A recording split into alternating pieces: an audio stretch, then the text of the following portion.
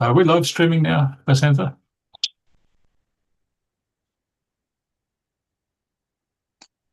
I think we are. I clicked on something. Here we go. All right, welcome everybody. This is our weekly interfaith meeting by Zoom. Thanks to the pandemic, Zoom was invented and it's been very helpful. It wouldn't be easy for us to get together weekly from Germany, Kenya, Canada, and all over Australia and Malaysia, and probably a few other countries. A little later, I'll introduce our presenter, which will be Professor Anil Sarwar, who will speak on the New World Order. By the way, Vasantha, do we have someone to acknowledge country? Yeah, I'm doing it. All right, thanks for that. If you put the slide. Yeah. So just a normal introduction. If you could put your commonly known name on the screen and use the reaction button to ask questions during the question and answer time, and to mute when you're not actually speaking. I can hear a bit of feedback coming from somewhere, which I'm going to find it and mute it. I'm sure. All right. And we're here to learn, not to try and persuade each other of anything, but just to learn from each other. And this quote from the Universal House of Justice is how we do things slightly differently from a lot of interfaith. Interfaith is often looking for points of difference and trying to resolve them.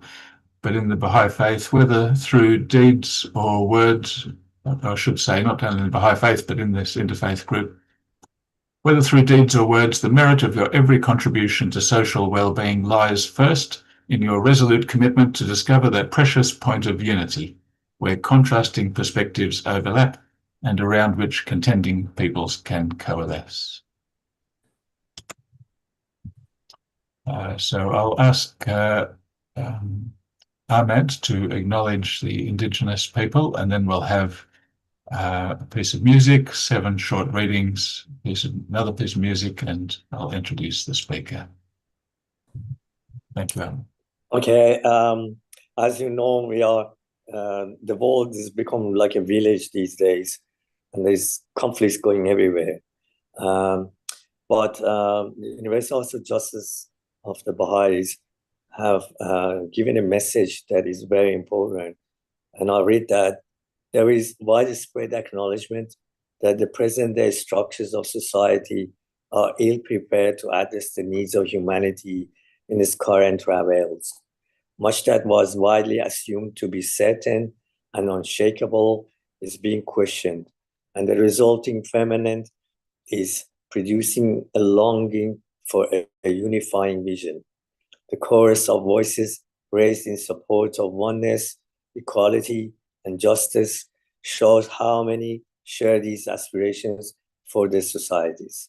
This was a message of Rizwan 2023 by Universal House of Justice.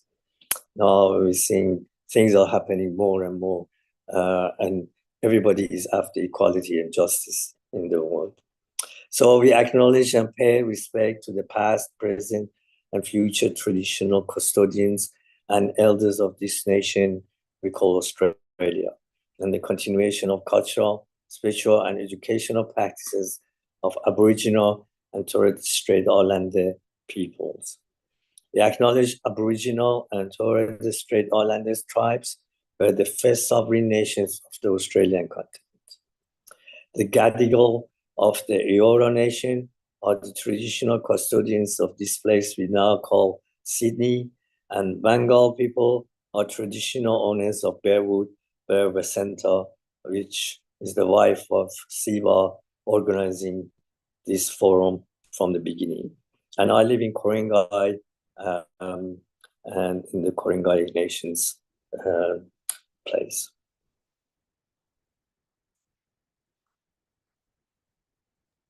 Thank you, Ahmed.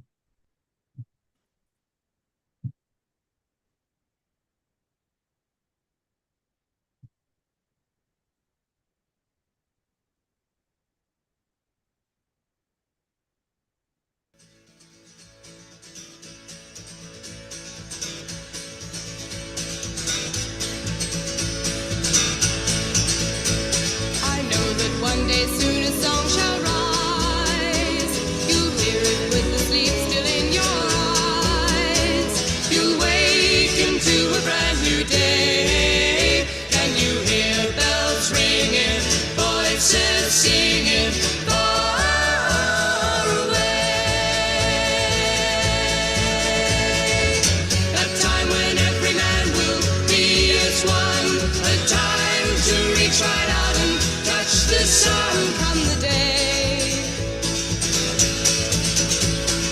Freedom's still a thought within your mind, a fleeting thing that some may never find. It may be still a million miles away. Can you hear bells ringing, voices singing far away? A time to live without doubt or fear. Welcome to the happy world that will be here come the day. The trumpets of war will cease to blow, a sound I hope that we may never know. We're waiting for the day. Can you hear bells ringing, voices singing far away? Lift up your voices and sing this song. Let the whole world hear it loud and strong. Can you hear bells ringing, voices singing far away?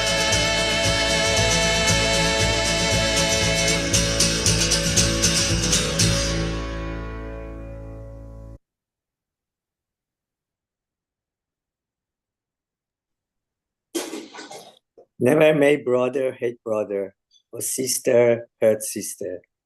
United in heart and in purpose, commune sweetly together. I will utter a prayer for such concord among family members as binds together the gods, among whom is no hatred. I bind you together, assembled for worship of the Lord, like is spoken around the hub. Hindu writings, Atharva Veda.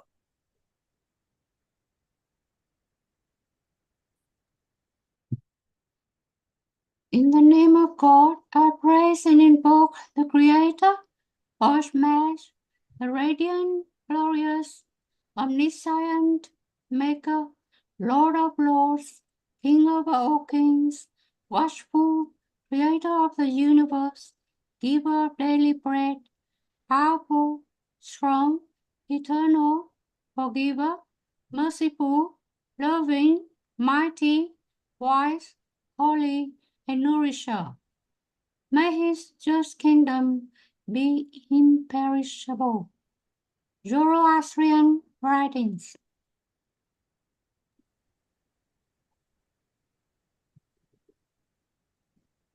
Just as with her own life, a mother shields from hurt her own, her only child, let an all-embracing thought for all that live be thine, an all-embracing love for all the universe in all its heights and depths and breadth, unstinted love, unmarred by hate within, not rousing enmity.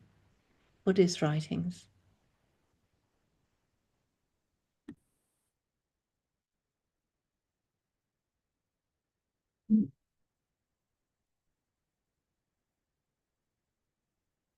I need to unmute, Anya. Sorry. Until the Spirit be poured upon us on high, and the wilderness become a fruitful field, and the fruitful field be counted for a forest.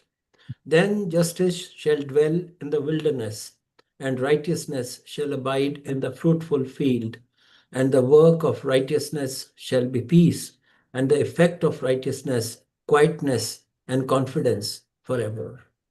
Jewish writings.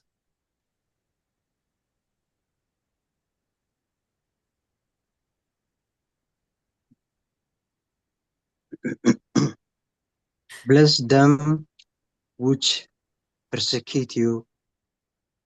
Bless and not curse not. Rejoice with them that do rejoice, and weep with them that weep. Be of the same mind one towards another, and it be possible, as much as lies in you, live peacefully with all men. Christian writing. lives.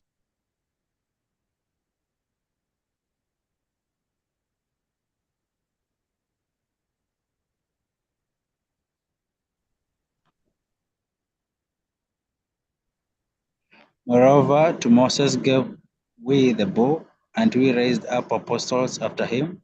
And to Jesus, son of Mary, gave we clear proofs of his mission, and strengthened him by the Holy Spirit.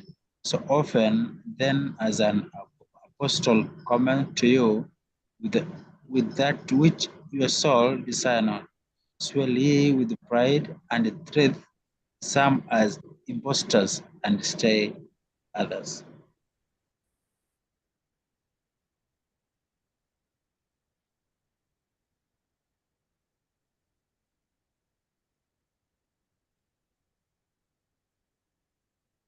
Consort with the flower of all religion in spirit of friend and fellowship.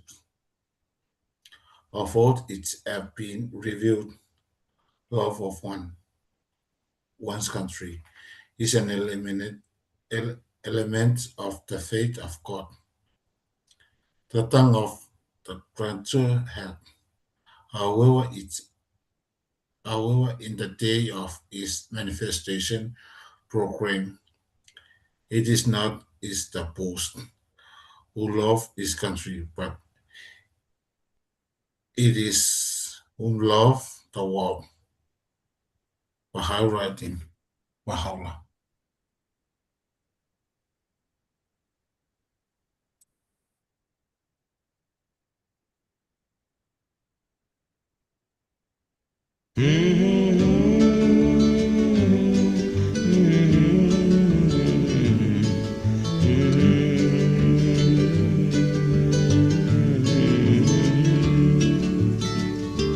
Let me be a little kinder, let me be a little blinder to the faults of those about me. Let me praise a little more. Let me be when I'm weary, just a little bit more cheery. Think a little more of others and a little less of me.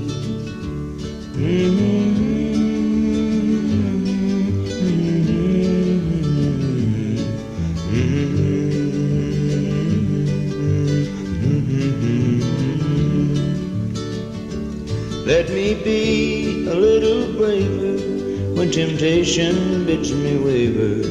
Let me try a little harder to be all that I should be. Let me be a little meeker with the brother that is weaker. Let me think more of my neighbor and a little less of me.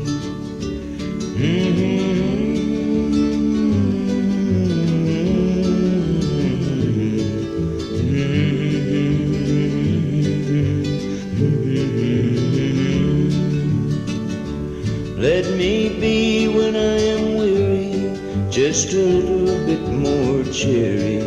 Let me serve a little better those that I am striving for.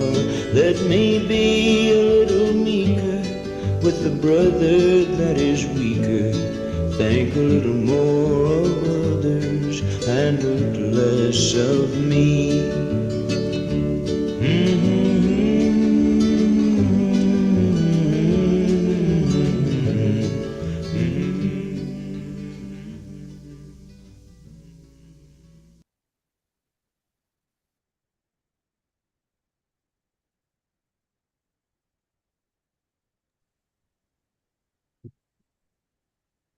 Thank you very much to the readers. And now my great pleasure to introduce our speaker for tonight, Professor Anil Sarwal, former Associate Professor at DAV College, eminent English language teacher, trainer, researcher, and peace activist. And topic tonight seems kind of relevant. It's New World Order. So I'm looking forward to it very much. Over to you, Anil.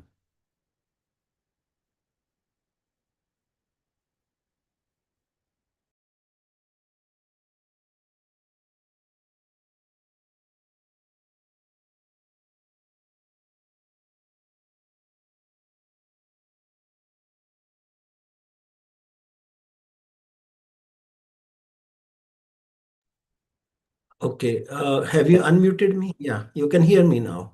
Yep. Yeah. So greetings from India. I think you missed that. It's a beautiful environment that has been created by the reading of the holy writings, which are very different from any intellectual writing. In all religions, it's a revelation directly from God, and these affect our heart very greatly. And the melodies that were there along with the holy writings really set us in a frame of mind to receive this presentation in the world that is really very dark, to say the least, these days. So I would begin with this observation that, can you see the slideshow? Yes, you can. It's good. Okay, so the world is not a very happy place at the moment, and we seem to be at a very critical stage as far as the world order is concerned.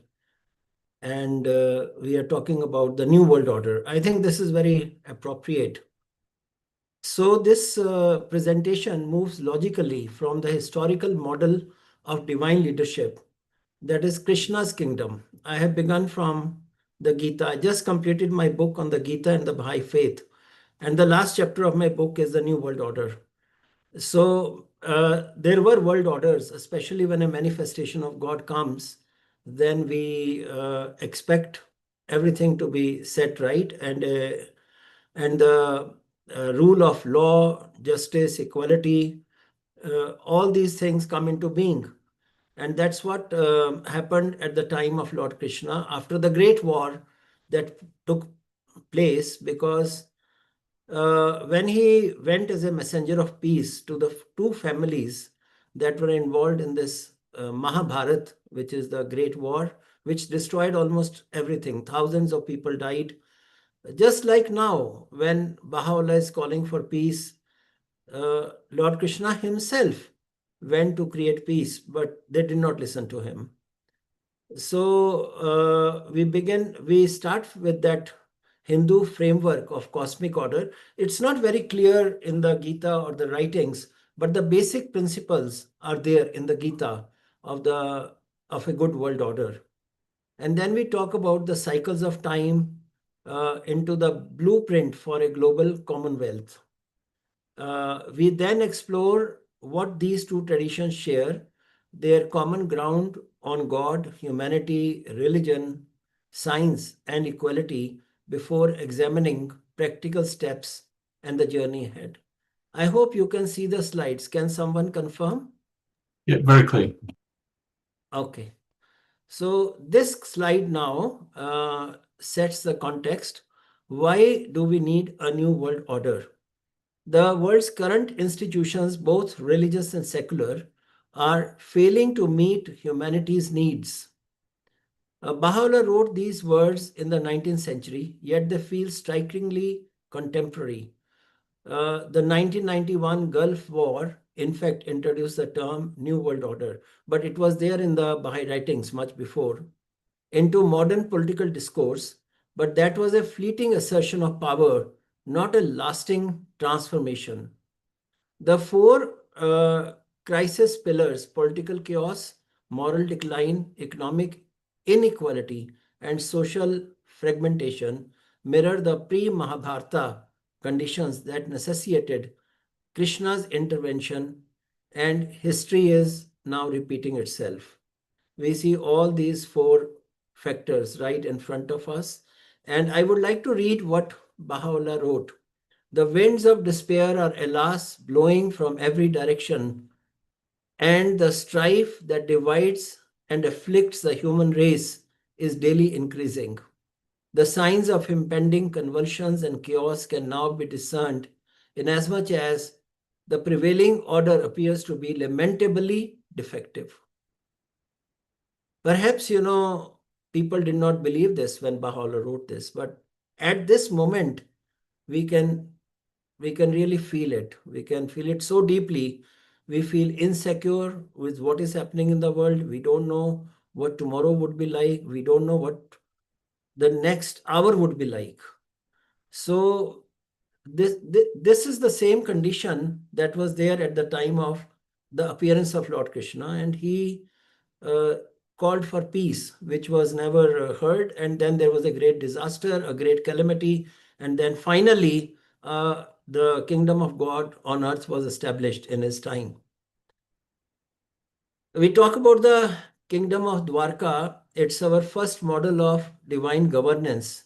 Crucially, Krishna did not rule as king himself. He governed through righteous influence, serving as the guide behind the throne of his grandfather, King Ugrasen. This is servant leadership at its most profound. I think when we think of the master of the Baha'i faith and his title, Abdul Baha, servant of Baha, this also exemplifies there the servant leadership. And also in the Baha'i faith, there is no one man, no one person who is the leader of the community. Baha'u'llah has taken power out of the hands of one person, and that pleases me greatly personally. And he has invested it in the divinely ordained institutions, which are the local spiritual assemblies, regional or state Baha'i councils, the national spiritual assemblies, and the Universal House of Justice.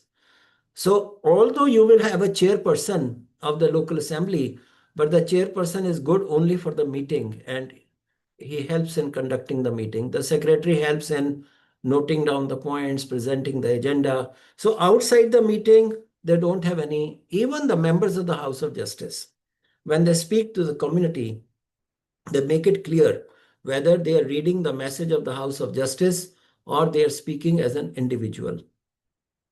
I think this is a very great invention of Baha'u'llah, the servant leadership. That is, you are meek and humble, and the institutions decide, and we obey them, and we pray for the success of their decisions. Sorry. So the servant leadership, it was originally meant to be merit-based and flexible, a functional division of society like organs in a body. It only became the rigid birth-based caste system. Imagine that system, which was based on the categories of work, became a rigid caste system, and Lord Krishna sought to restore its original, just that was intended. The Bhagavad Gita's teachings on detachment, Nishkam Karam, action without attachment to results, is perhaps the most practically transformative principle for leadership. And when we think of many of today's political failures, these stem from leaders acting for personal gain or other than righteous duty. This slide introduces the Hindu cosmological framework that contextualizes why a new world order is needed now. The Yuga cycle is crucial. We are said to be in Kali Yuga, the age of spiritual decline, but this age is not necessary precursor to the next stage, Satyuga, the golden age. The Baha'i belief is that Kali Yuga ended with Baha'u'llah's revelation in the 19th century, and it's a remarkable period of convergence. Actually, there is something known as the joining period between the yugas. And so between the Kala Yuga and the Satyuga, we as per some Baha'is understand it that it is the joining period. So it is the end of the dark age and beginning of the golden age. But it would also depend on what the Baha'is do and what others do. Only then, the desired results of the golden age, the fruit of the golden age, can be enjoyed. Now, there is something known as Dharam Sanstapna in the Hindu faith, that is restoration of righteousness. When a revelation comes, when a new manifestation of God comes, and in this age we believe Baha'u'llah has come, they come to re-establish righteousness, as Lord Krishna tells us. It's not a one-time event, but an ongoing process. So we had many manifestations of God before Lord Krishna, many after Lord Krishna, and many before Baha'u'llah. And Lord Krishna says whenever dharma declines, that is, righteousness declines, and there is right of irreligiousness, he manifests himself. Both traditions see divine intervention as cyclic and responsive to humanity's needs. So there are each of the 5 pillars of dharma, which you can see on your screen, which are the challenges that we face today, from political integrity to environmental degradation. This is the heart of the Baha'i institutional vision. There are 3 key points to emphasize. First, the world federal system is not a surrender of national identity, but it is the next logical step in human evolution. Just as individual families joined into tribes, tribes into city-states, and city-states into nations, the next step is global commonwealth. This is a very important concept to understand, I think. When we talk of loving our country, Baha'u'llah says that it is good you love your country, but it is greater that you love your race, because all humanity is one. And especially the means that we have recently created, that is, the fastest means of travel, internet and email and other things, WhatsApp and whatnot, these have completely united us. So we have to understand, this is another important point in my mind, which I would like to talk about, that, you cannot govern the world with ideas that came thousands of years ago. We cannot keep on loving our country, they say Mother Earth, in the same way that was at that time discerned to be one's own country, or even smaller than a country. That was what people owed their allegiance to. But now we have to think of world institutions, a new world commonwealth. The second candles of unity described by Abdul Baha outline a graduated process, not a sudden revolution. These steps which you are seeing here with these institutions that you are seeing on your screens, they are not one-time thing. They will evolve with the passage of time. We are already seeing the early candles lit. Political cooperation, that is United Nations, howsoever inadequate it is. We had the editor of the Indian Express, the foremost India's national newspaper, and we invited him on United Nations Day. The Baha'is celebrate the United Nations Day. And then Kuldeep Nayyar said, the first time United Nations was typed, the I was misplaced. So it was typed as Untied Nations of the World.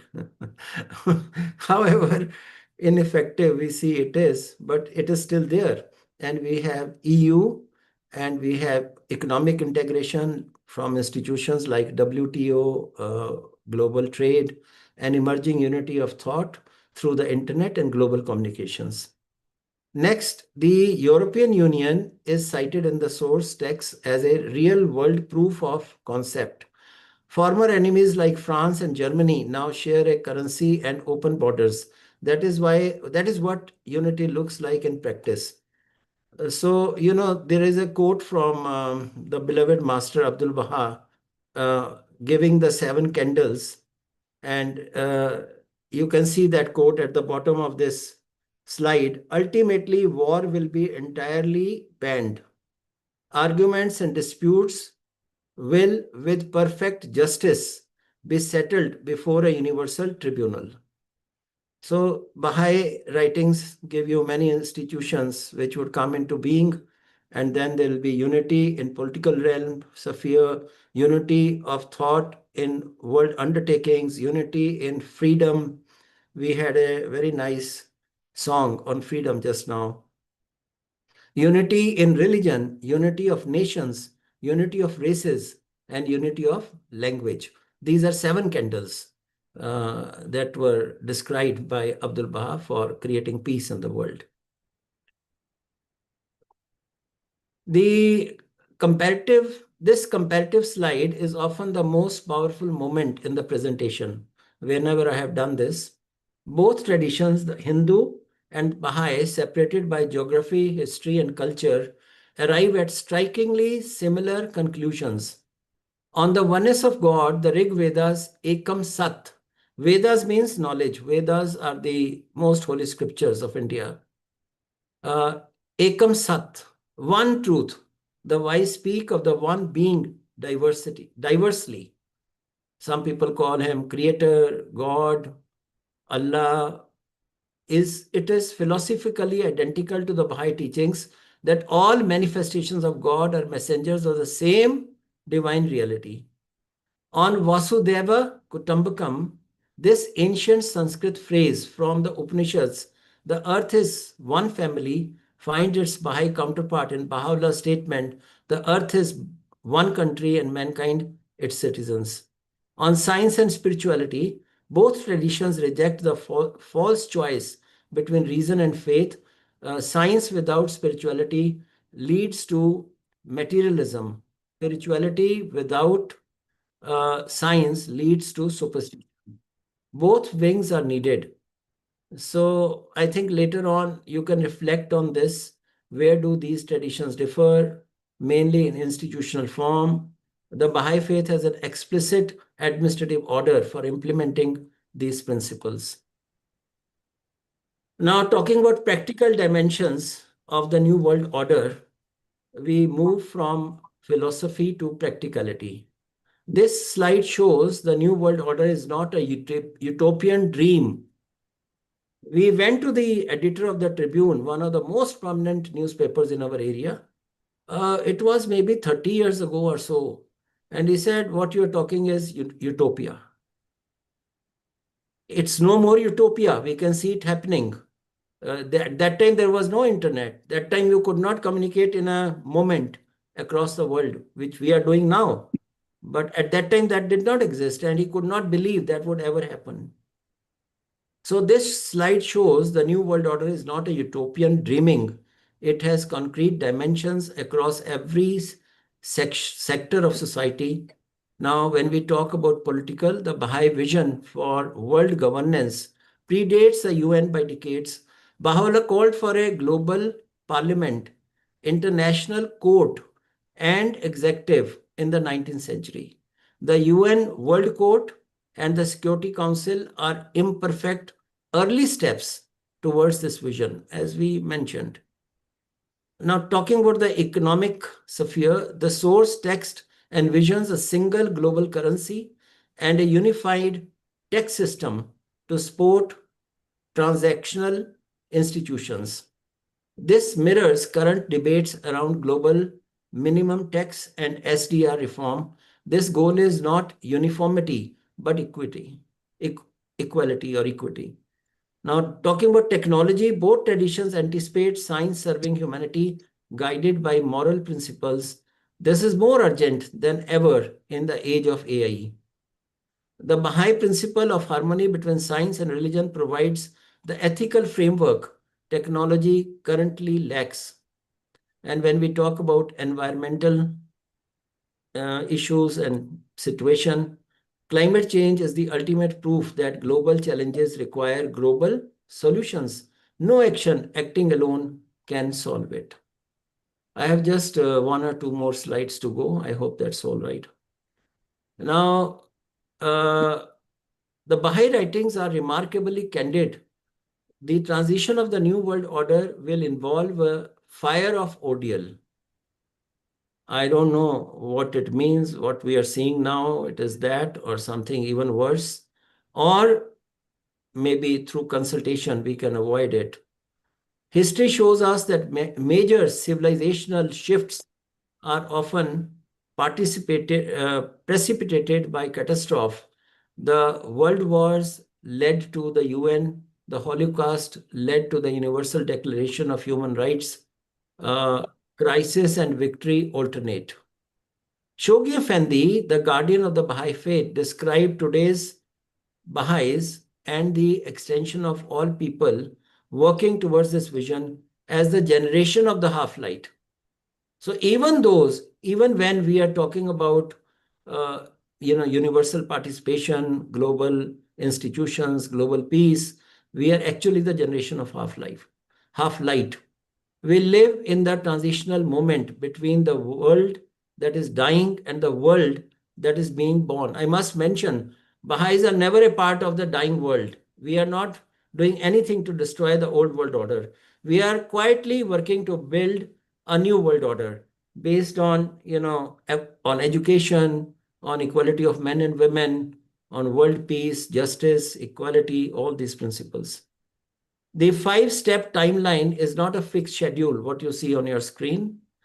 The pace depends on human choices. How quickly leaders adopt these principles, how actively individuals embody them. The golden age is guaranteed in the Baha'i writings. The kingdom of God will be established. But whether it comes after a long period of patient building or after catastrophic collapse depends on us. However, every crisis in history has ultimately led to a higher order. I think personally, the present turmoil is the birth pangs of a new civilization. So this is the last slide, and we talk about action. What can we do? The new world order is not something that happens to us.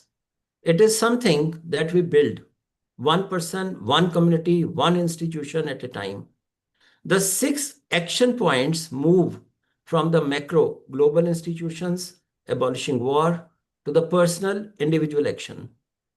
We have to understand individual action is where everyone in this room can begin today.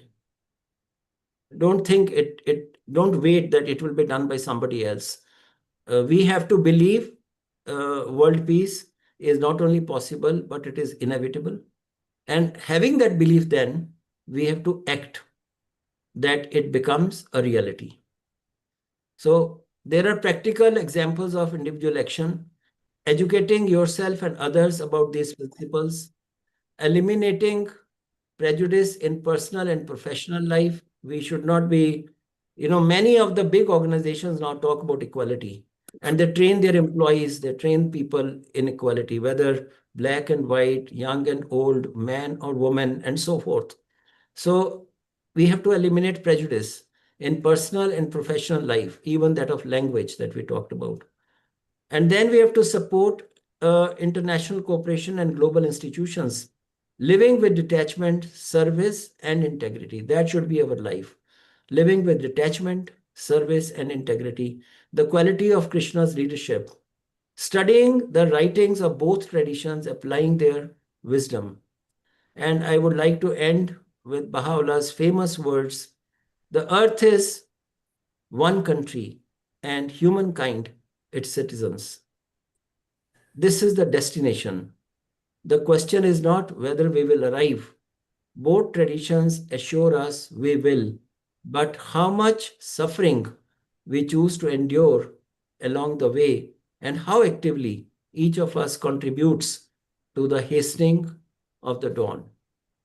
So friends, this is the small presentation I could prepare, and this is based on the Baha'i writings. And anyway, it is not the Baha'i view, it is possibly what I could glean from the Baha'i writings and the Hindu view of things. I think it is very urgent that all of us work hard to make this vision a reality. Otherwise, we have very little hope of humanity's survival as of now, what we see as of now. I hope it would become much better and our world leaders would cooperate, consult together, meet in big conferences, and establish peace. Thank you very much for giving me this opportunity. I am not, I don't think I am equal to the task you gave me, but from the Baha'i writings, I could present you this small thing. Thank you very much. Thank you very much, Anil. But no, you were equal to the task. The slides were very clear and well presented, and the concepts also. By the way, welcome to Pina and Val, who have joined us. And we have an orderly queue forming, beginning with Jung. And Jung, we might have to just keep all our observations and questions fairly brief. Over to you, Jung. Professor Annie, thank you very much for your lecture. It's far as we know, truly what I'm saying, social media. Now we just have to discuss about the subject matter out of all the, presentation that you just saw us, out of religious context, so we don't get involved in religious contents and context, because none of us have like full understanding of every religion. So it's safe to be avoid particular religion, especially when we talk about the world order, because through the social media, now we have AI, artificial intelligence, turn up, technology and all that. And we have drone, we have missile, rocket and everything that in the 100 or 200 years ago, we haven't got them. And the thing that humanity now getting too clever for God to govern, so therefore we got to get out of the way that we should get out so we'll be safe. So what I'm saying is, you can see we are facing with tariff problem, immigration problem. People get on riots and demonstrations everywhere, and energy and oil, and the basic was about climate change. Some other group of people will say, it's not climate change issue, it is a weather change issue. So I mean, even not the very simple concept, people couldn't understand the full context of it. So I mean, you talk about oneness of humanity and oneness of thinking. Just talk about all the examples I just say is extremely difficult to achieve. And we talk about crisis here, but it's not a real crisis, if you understand that. The crisis here is done by creation, by human being, by us, by people. Not from God. God always say, oh, we want peace, we want love and everything. But human beings continue to develop and join group like NATO, 14 countries join NATO, and other countries not joining NATO. So there never be a oneness or unity, because people have different ideas about war and peace and love and everything else. Maybe that's a good question to ask at that point. Can we ever actually have unity and love? I'll hand it back to Anya. Well, I agree with what Jung has said to a great extent. I mentioned that we are a generation of half-light. We want things to happen, good things to happen. We want world to unite. It seems to be a utopia, as I mentioned myself. However, there is no way out. We have to go to this commonwealth. The human family has evolved. So you are right. You talked about immigration. You talked about war. War is the greatest pollutant for environment. War. And you see how many bombs are being thrown every day. One bomb can help us open so many hospitals, so many schools, provide so many homes. One. And we are going on in our waywardness. The importance of listening to God and to aware ourselves about His message, the revelation, is that it gives us the path. But, Baha'u'llah says very clearly, the essence of faith is fewness of words and abundance of deeds. If our individual life does not transform, if we cannot live an exemplary life, we cannot ask others to do that. and much less to the world leaders who seem to be in a different kind of mindset, which I, in my 70 years of life, never saw before.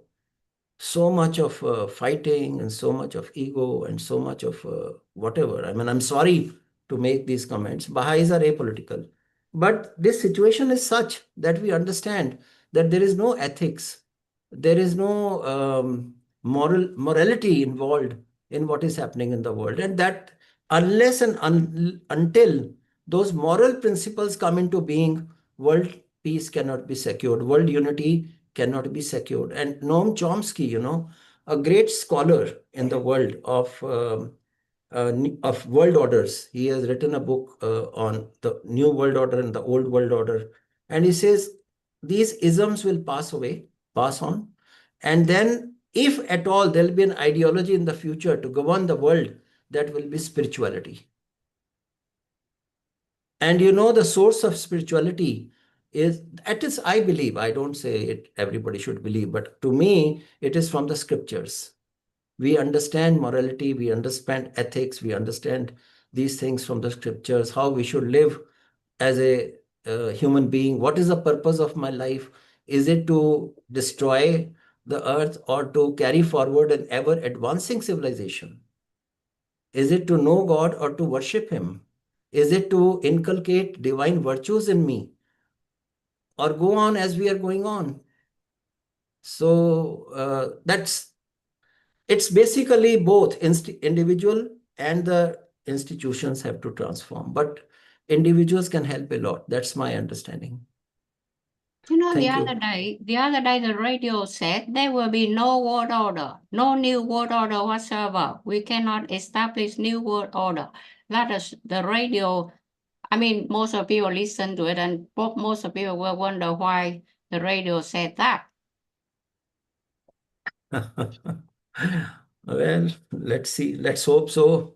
Let's not give it a name. Let's say a kingdom of God on earth. Let's say a divine world order. Let's say an order based on equality and justice. Let's not give it a name, but we do need the world that is more peaceful, that has order, that has equality, that has justice. At least I would like to live in such a world, not in the world which is so insecure that I don't know what will happen tomorrow.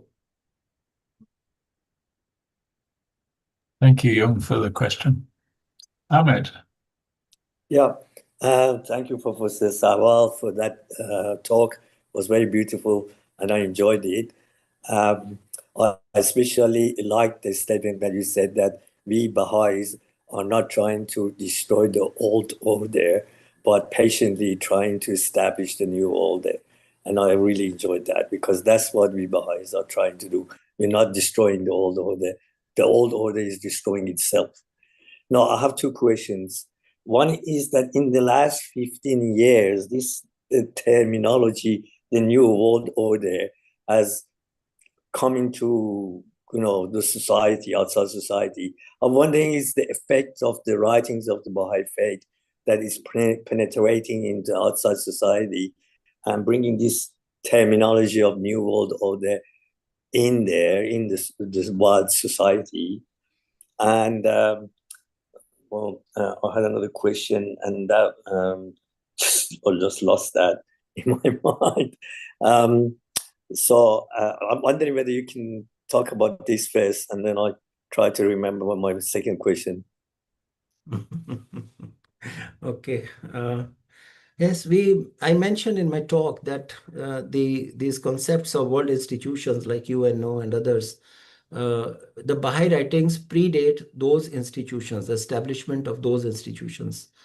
The Baha'u'llah says in his writings that the great physician, that is our creator, he or she felt the pulse of humanity and discovered the disease. And the disease was disunity. And then he gave the remedy, the divine remedy, that is unity. Now, unity, we have to some extent in family, although that is also a big thing breaking down. And then we have unity in the nations, but they are also facing problems. Then Now we have a new situation, which we said that because of these means of transport, communication, other things, the world institutions, the world trade, and the world laws, international legal systems, and the international courts and other things. Now we are actually at the stage where we can see the outline of these institutions. These are not perfect. These are not based on, as I said, on the spiritual principles or the ethical principles or on equality or on justice, but at least they have come into being. So I think, as delineated in the Baha'i writings, as I said, it is not going to be one-day process. These institutions you saw on your slide, they have been there in the Baha'i writings. In fact, I tell you my own story. I did not meet a Baha'i when I became a Baha'i. I was going to the temple, Hindu temple, every day, and I was just praying to God to guide me to the right path. And then I did a diploma in Bible studies. And then I read the Buddhist writings. And I used to go to the Sikh Gurdwara every day when I was 17. Then a friend of mine got Baha'i literature, and he did not know good English. So he said, Anil, you're good in English. You read these books. You will enjoy perhaps, because I was reading at that time. And I got those books and I read. So what made me turn to Baha'u'llah was this very quote, where he talks about world parliament, he talks about world tribunal, he talks about world weights and currency, he talks about these universal institutions. And this is way back in 1974. That quotation from Baha'i writings made me accept the Baha'i faith. And then my love for the manifestation of God, Baha'u'llah, grew slowly. So I think that, I don't know, it's the aspiration of most people in the world today there was a talk about immigration, for example. That whole earth is but one country. God did not make the earth with borders. These borders are man-made, and these borders keep on changing. But the problem is we love our own so-called country, we love our own race, we love our own language, we love our own culture. But unfortunately, we don't accept other cultures, other races, other countries. In fact, there is more and more hate now towards other cultures. It was only a prejudice. Now it is turning into hate. But Baha'i writings don't talk about only acceptance. They talk about oneness. You and others are one. There is no difference between a human being and a human being. So once we understand that, once we treat all the countries, all the peoples, all the religions, all the races, all the languages, we really honor them, respect them, feel one with them, world would start changing. I hope it happens. We have to pray very hard. We have to act very sincerely to bring this change. Yes, Rosen. Sorry, I'll have the second question. Of course, we are the human race, obviously, and oneness. My second question is that whether these issues that are confronting the humanity in this age, are those the things that will force the humanity to become united?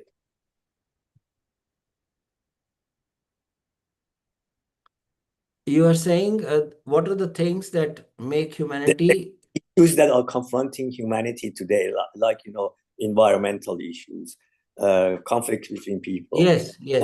Are these the things that will eventually force us to become united? Yes. I have a short answer for this. I mentioned it in my presentation that these are the areas in which humanity is increasingly collaborating and trying to find the answers. For example, COVID. COVID was a great example where everybody came together and then they tried to find the vaccine, share the vaccine, and fortunately, we survived.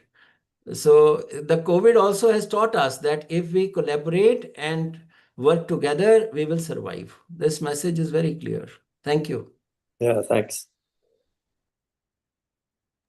Rosine.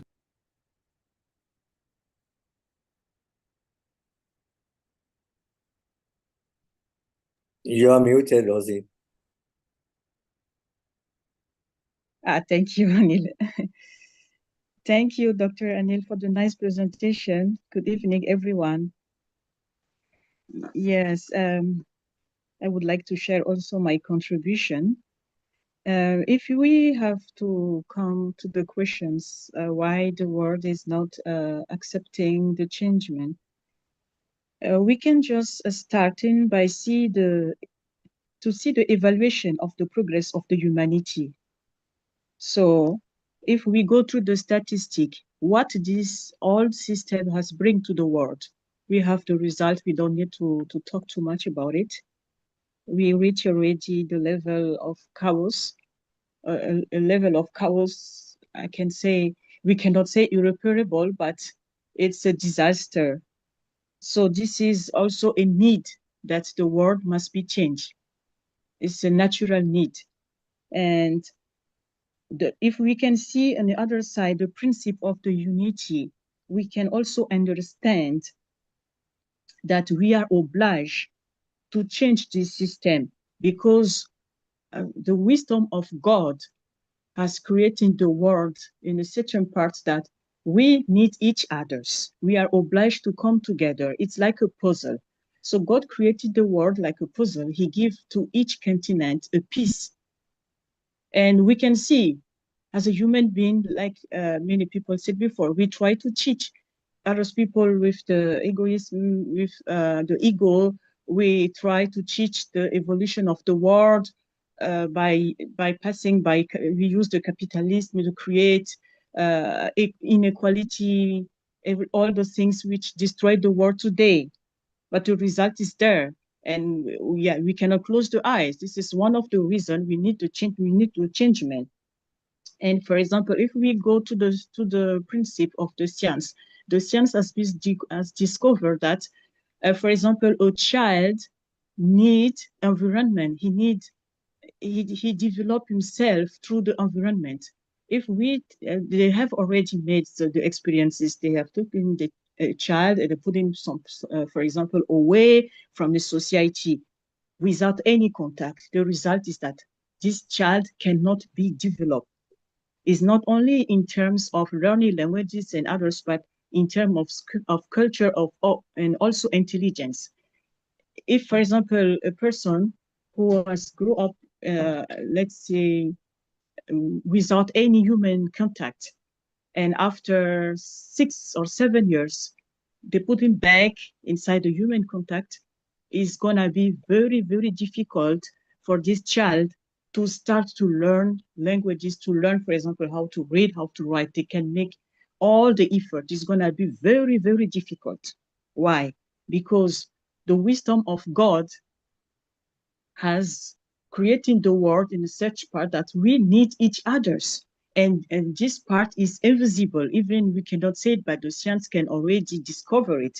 You know, for example, the emotions. The human science discovered that the emotions are part of our human development. But who can show the emotion? Who can show, for example, physically, this is love, this is unity, this is, I don't know, peace, this is compassion. We feel it because those emotions are moving our body and they are moving our world. The same way, the negative emotions are also destroying our world. Why we are in this chaos today? Because it's so much hate. It's so much, I don't know, inequality. It's so much. I don't like also to speak too much about negative things, but just to say that the emotions are dictating our world. That's why we have now to focus in which emotion we have to turn our regards in search of changing our world. And like, I don't know who said before at the beginning, we have now the grace of God that the manifestation of God, they teach us the religions. So through the scriptures, the holy scriptures, we have the possibility now to focus our energy to the positive part in search of changing our world to the correct direction. Thank you. This is what I wanted to share. Thank you very much. Thanks a lot. Thank you, Roseanne. Yeah, I was going to make an observation, then ask a question. Observation. I like that slide towards divine civilization, one of your slides, Yes. and there's the global institutions is part of the vision we're heading towards. But when you talk to most people, they've already lost hope for institutions in general, and they just can't see a way they can contribute. So I think a lot of people have already decided I can't do anything about it. All I can do is just try and live a good life and have a good family and be friends with my neighbours and contribute in that way. And yet I think that is the kind of the right approach to, because we do have power over removing our own prejudices and giving ourselves virtues and teaching ourselves the oneness of humanity. And that, so it's sort of, we're playing the long game. You know, the world is going to, when eventually the leaders do say, oh, it's just so bad, we've got to talk, we've got to set something up, then they're going to need the support of the people. And if the people are still prejudiced and small-minded, then they won't get it, and it'll just keep going a bit longer. So I think everything we do to improve ourselves and our communities and our families makes a really big difference, and that's empowering. And it also shows us where we can talk about these issues with other people. You know, if we talk about a particular conflict, this guy's evil, this guy's whatever, we're just being part of the problem. But if we have this vision, which you present in that slide, towards divine civilization, I think that vision plus action was one of the components, then we can do a lot and have an influence that way. So I like that. My question though is about Hinduism. I get the impression that India is a fairly religious country. It hasn't turned as secular as a lot of Western countries have. And you mentioned the sacred book, the Vedas, and how that also has this promise of a servant leader and, you know, a world future. Are Hindus actually waiting for something like that? And will they be receptive because they're waiting? Or what do you think about Hinduism and this idea of a new world order? I think one basic thing that Hinduism talks about is Vasudev Kutumbakam, which I mentioned in my talk also. The earth is but one family. Now the definition of that family changed in the modern world. Now it's the whole world. We can for the first time go to the sky, go into the space and see earth as one planet, not see different countries. This has happened just recently. It's called the planetization of humankind. So this is a very important discovery, a physical proof that we are all one, not different. Now, so when you have that consciousness that we are all one, and in fact, I would go even broader on that. The whole creation of God is one. You see, attributes of God can be seen in all his creation. So when we talk about environment, we save it because it is the creation of God. We cannot destroy the creation of God. Just as we humans are creation of God, we feel hurt when another human being dies, whichever place a person dies, in an accident, in war, in others. You know, if you are sensitive, you will feel very unhappy. So it is not a question, it is kind of universal love that we have in us for whole humanity. And now the stage has come, it has to be expressed in institutions. Now you see, countries and civilizations go into phases. Today, there is more democracy, tomorrow there is less democracy, tomorrow there is dictatorship, tomorrow there is whatever. These are passing phases of humanity. And I think ultimately, once again, the crisis turns into victory. So, for example, we had this G20, I think, conference in India, where they talked about one earth, one family, one future. This is Prime Minister Modi. He talked about one earth, one family, one future. So you may have perceptions about India, but at the core, all Indians believe in this, that whole human race is one family. And we can see it now in front of us. Hundreds of thousands of families have migrated to other countries now. My own children are in Australia. I met Siva and I met Vasantha there a few months ago at the Baha'i House of Worship in Australia, Sydney. And I have been to 25 countries. And I have seen that there is nothing different. It's only from time to time you see changes in the countries.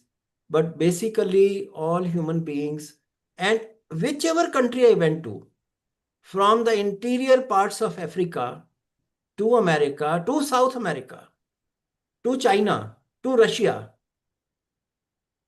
I did not see any difference in the people. They were all, as Ahmed said, they were all concerned about their family, their children, their living, their earning, and then, and many of them serve. I want to stress this point. Indians are one country that believe in service and giving to the utmost. If you see the temples, they have the greatest gold in India. If you see the Gurudwaras, the Sikh temples, they have the largest contributions in India. So Indians have this innate nature to know God, to worship Him, to serve others, and to love others. But it is the social system, the aims for people who are in authority to succeed one way or the other. And then things can be bad.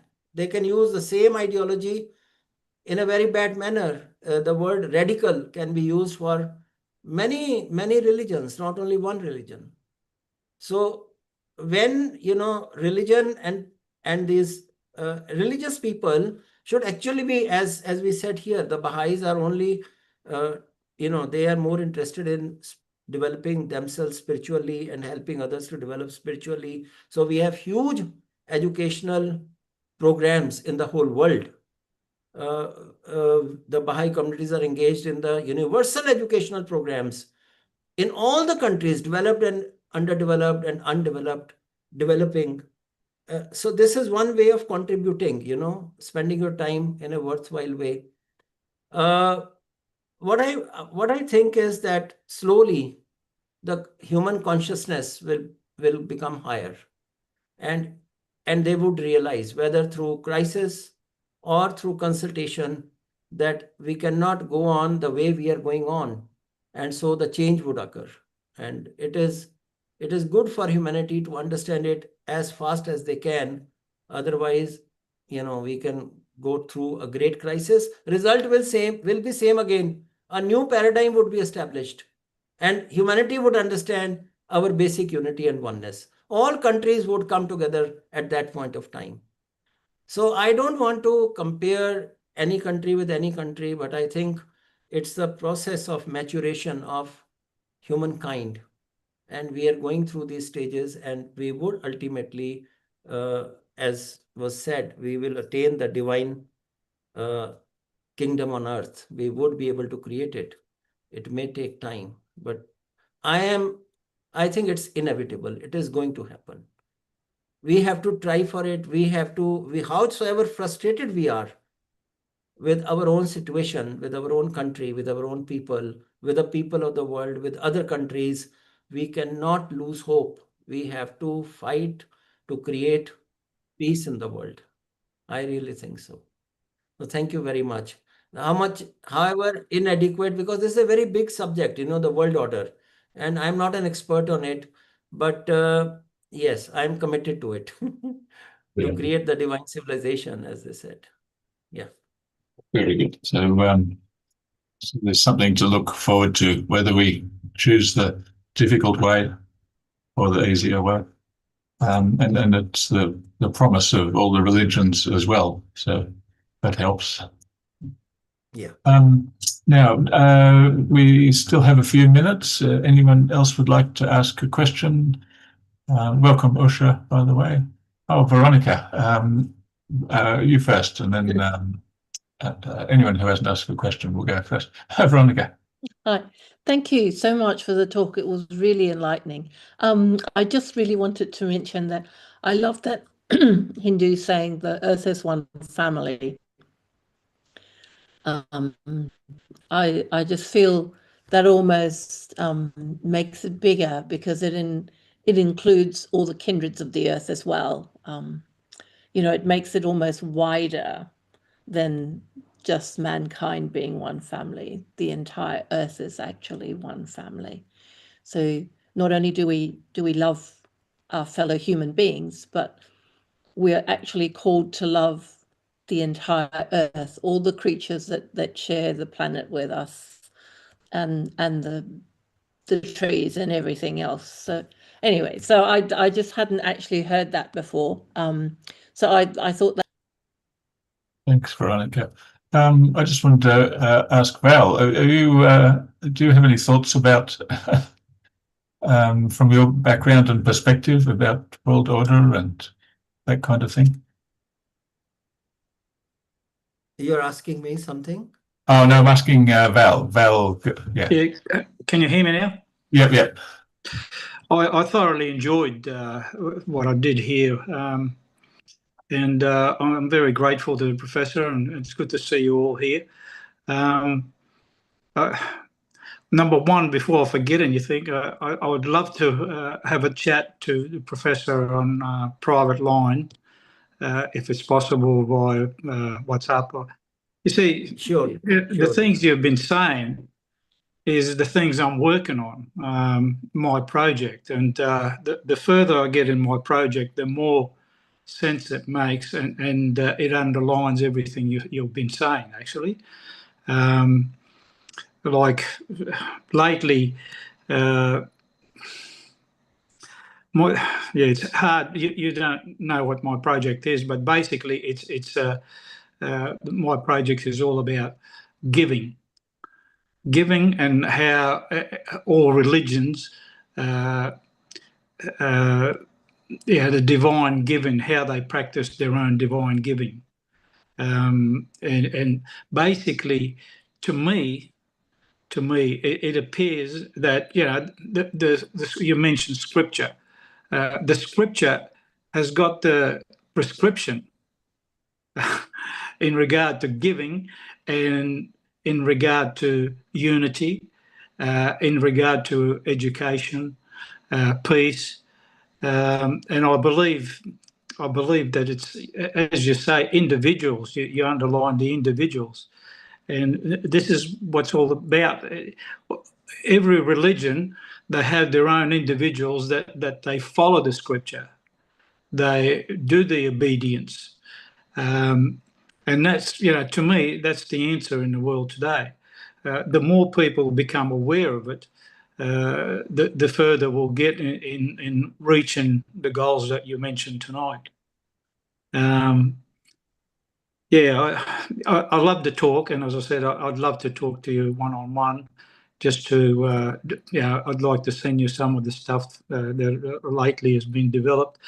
Like this Zoom, for instance, I was on a Zoom, on an international Zoom to do with zakat and sadaqah. I was invited, and there I shared something, and the guy that introduced me to the Zoom, that invited me to Zoom, I sent him the thing that I talked about, that I shared like I am now, but I sent it in writing, and his comeback was that he 100% agrees, and he's asked that I do a presentation for him at the next international venue, which I'm looking forward to. But yes, the more talks the likes of tonight, the better the world will be. I really appreciate the whole conversation. Thank you. Thank you. I put my WhatsApp number in the chat. Thank you. And I'll make sure, I took a snapshot of that. I'll make sure Val gets it. Thank you. Okay. And Val did give us a presentation a few years ago, which you can find on the page where we collect all the YouTube links. And that was on tithing. I guess that was an earlier stage of your thinking about that subject, Val. Yes, yes. It was very immature back then, but yeah, it's gotten a long way since then. And I really appreciate being invited to do that presentation and being pressured to do that presentation. And yeah, I did it on a quick note, not as good as the professor did, of course, but yeah, it's a lot better these days. Thank you. Okay, well, I'm glad you told us, because we might pressure you again. Yes, I'll do it with pleasure this time too. Yes. Great. Jung and Ahmed, you've got 1 minute each. Thank you. I've got to take my chance now. Thank you, Colin. Thank you, Professor. There's only two things I need to remind people. The word Commonwealth nowadays, you know, the Commonwealth was very, well-known and famous and everything about like years ago. But now you turn a TV or radio on and everything, the dominant words that we heard is America. That's the first dominant word on any TV channel, any TV news and everything. And I didn't hear much about the word, talk about language here, Commonwealth. So that's one thing. The second thing is the notion of Democratic Party. The other day, I was listening again about social media. They said democratic now, no more democratic as such in the old days. Because now democratic, it go, like you say, in a different sort of democratic forms. So Democratic Party, they probably have to align with something else to be survival. I mean, just use your imagination and interpret a democratic. I'm talking about language here and linguistic here. So that's only my, notions of the different concept, a different thinking, and different, I mean the same word, but got a different, connotation during different time. Thank you. Thank you, Jung. Thank you, Jung and Ahmed. Yeah, I'd like to describe a scientific metaphor here, and then relate it to the Baha'i principles. If you have a concentrated drop of ink and a glass of water, and you drop that concentrated ink into that water, it takes time, but it gradually spreads all over the glass, and it dilutes, and it becomes the whole glass full of ink. So I'm wondering whether Baha'u'llah has dropped that concentrated ink, which is the principles of unity and oneness of mankind, and those 7 candles of the Baha'i principles, as a drop of ink into the ocean of humanity. And it takes time for the ocean of humanity to grasp all that ink inside it. And so we're seeing the beginning of it. So I'm wondering whether this is true, but I think that's the way it's going. The humanity is going that way. A drop of concentrated principles have been dropped by Baha'u'llah into the ocean of humanity, and it's spreading all over the world. It takes time for the old order to disappear and the new order to be established. I just want to say one line in response to that. I think you've put it so well.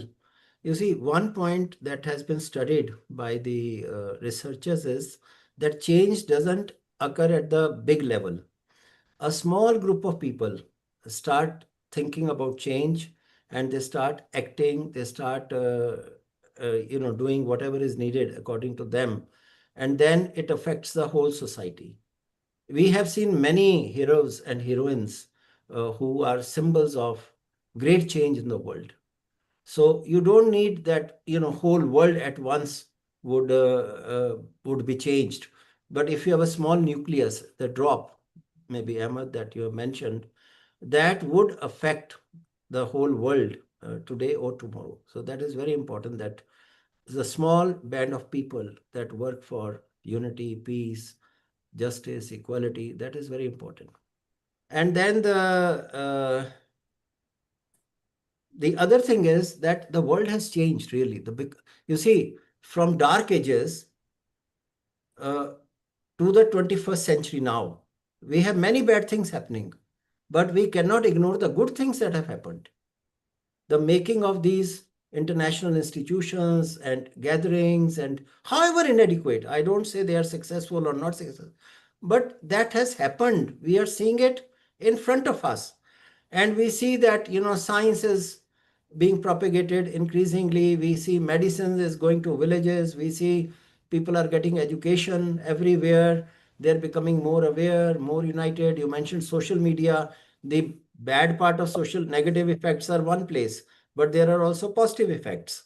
So that is also helping us to unite. And you can get tons of knowledge that, the poor could never get in the past.